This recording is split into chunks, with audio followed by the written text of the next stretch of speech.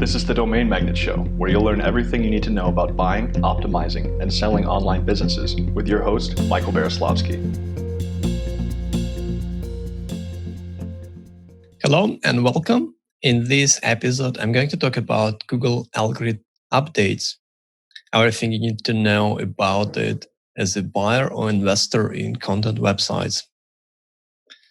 So Google's main objective is to provide good search results relevant to the visitor, and they do it by constantly tweaking and updating the algorithm. So in this episode, we are going to discuss more about it so that you can understand all that you need to know in order to assess the risk to different websites and understand why do revenues drop so sharply on content and affiliate sites. Then there is an update. So as you can see here, there are quite a few updates, and there have been a lot of them in the past decade or two that since Google started doing it. And they see that there are the minor updates that happen maybe every couple months, and then there is the major core updates that happen usually twice a year. So the last one in December 3rd was quite devastating. So to the point that most people I know who manage websites, who operate portfolios of content websites, they've had some websites that got hit and lost traffic through that update.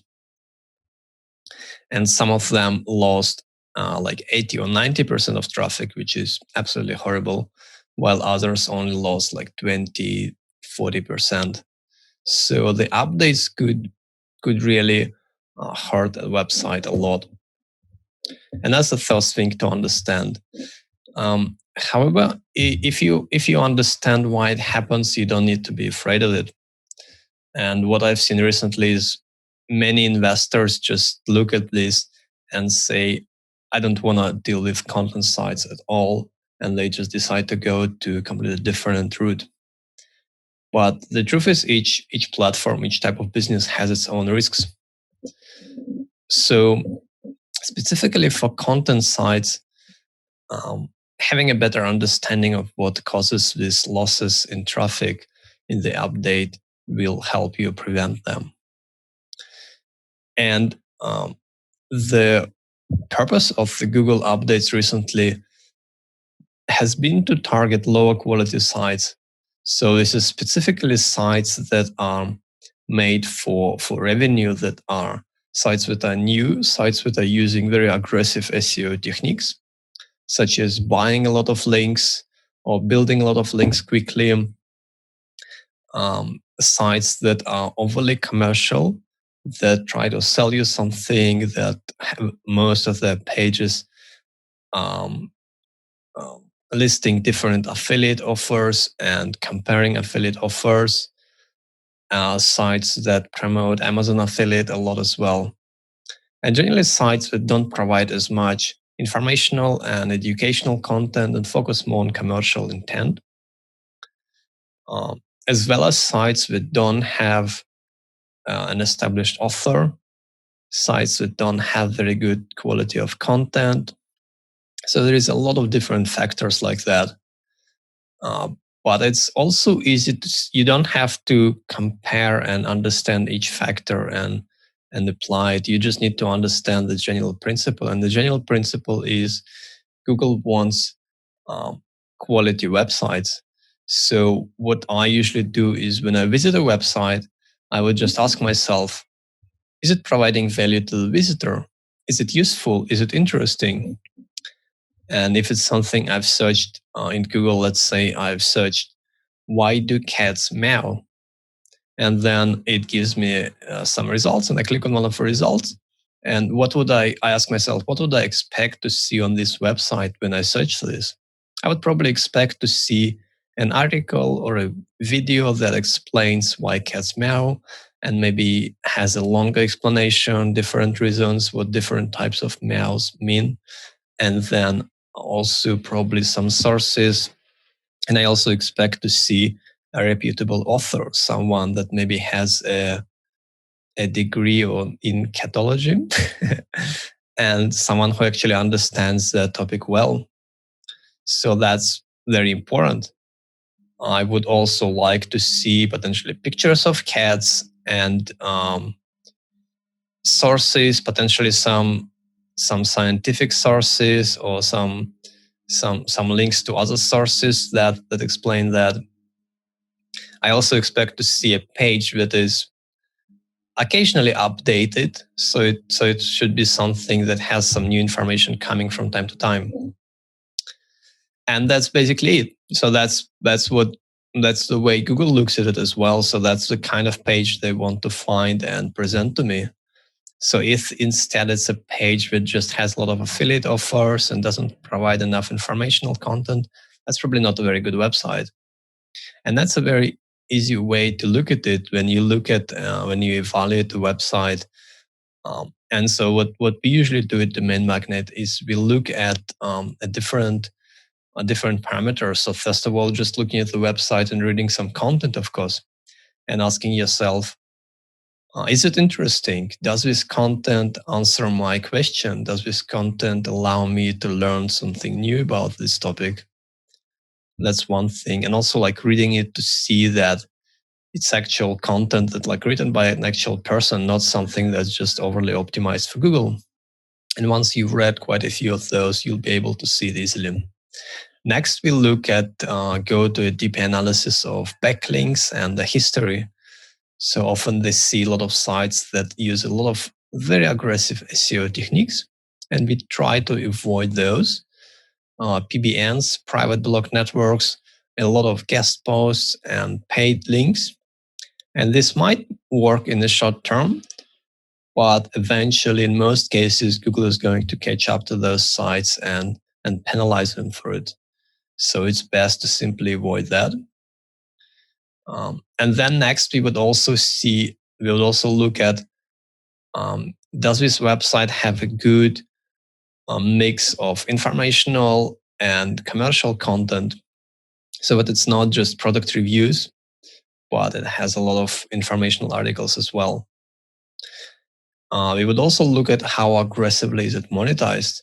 Now, it's also common to see websites that just have ads everywhere. If it's a non-affiliate site that's monetized through ad networks, you would often see just pop-ups and ads like covering the entire page to the point that it's difficult to look at the content. And that hurts the user experience a lot. So we try to avoid doing that as well. And then also we would look at the authors. Who are the authors? Is it just some freelance writer that doesn't have a profile, doesn't have a name? Or is it someone that has some established authority in the niche, that has a profile, maybe has their own site, has some articles published on reputable publications like Forbes or New York Times? And that also plays an important role. Another important thing is just looking at the age and history. So if it's a website that's been around for 1 year and it's kind of like going up like that, and often buyers like that because it shows such a huge growing trajectory. But that's generally not good because, as we know, what comes up also goes down. So I personally prefer sites that are very stable or maybe go up very slowly, because that's a more natural trend. So we look at the trends and we generally target businesses with at least 2 or 3 years of history of revenue, history of stable traffic, as that means the site has been through multiple Google updates and has been ranking consistently. So there is a very low risk that a site would get hit by an update. And in general, if you compare a site that's like one year old or even a little bit longer, but it like went up like that, like crazy recently in traffic, versus a site that's been stable, a site that went up is much more likely to go down. It's much more likely to get hit by a Google update. So to summarize it, what's really important is just Understanding the purpose of those Google updates, it is to target lower quality websites and to rank high quality websites that provide better user experience at the top. And the way you can quickly review it and understand if it's a high risk or low risk site is looking at age. How long has it been earning consistent revenue? Looking at backlinks. This might be a little bit more complicated. So if you don't know how to use tools like Hrefs or SEMrush or others, you can skip that step. And then look at content. Is it good quality content? Do you enjoy reading the articles? And for me, sometimes I look at the website and I read an article, and then I just go and read another and another. And that's a sign that it's actually pretty good content. While other times I might read an article and I would just read a paragraph and think, this doesn't make sense. It just reads like it was built by a machine, not by a person, like it wasn't written by a person. And then I would just read another, and it's just repetitive. And it's just annoying because it doesn't provide me any new information. It just kind of repeats the same thing. And it's clear that they're just targeting the keywords. They are writing the content for Google, not for people. And that's not good.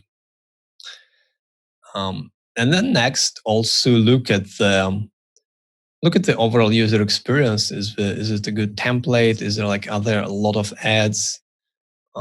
Is the website structured properly? All those kind of things.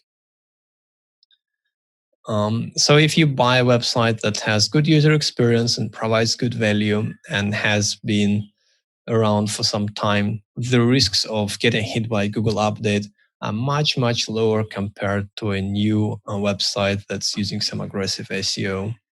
And that's generally what we do at Domain Magnate.